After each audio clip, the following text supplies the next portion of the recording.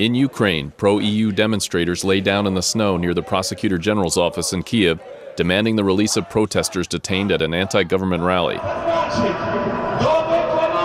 The day before, hundreds of thousands turned out in the Ukrainian capital to push their demands for closer ties with the European Union and the resignation of President Viktor Yanukovych.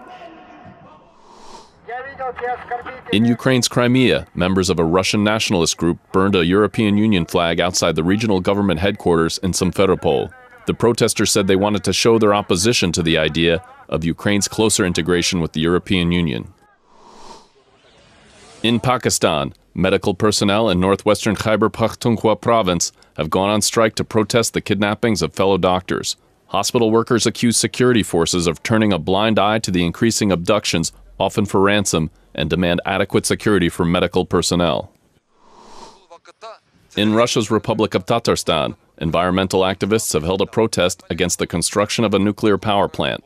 The Russian government recently published a list of nuclear power plants to be built by the year 2030, including a still incomplete nuclear facility 200 kilometers outside Tatarstan's capital, Kazan. In Afghanistan, a delegation of the U.S. National Democratic Institute has carried out an assessment of the country's readiness for the April 2014 presidential election. Members of the delegation said there was, quote, guarded optimism among Afghan political leaders that the election will be conducted in a fair manner. In Serbia, authorities have given about 120 asylum seekers accommodations in a private hotel in the southern town of Sjenica. Last month, protests erupted in central Serbia when local authorities offered temporary winter housing to asylum seekers from the Middle East and Africa, many of whom had been camping in the woods amid freezing temperatures. In Tajikistan, a new study by the country's health authorities states that a quarter of all married couples suffers from infertility.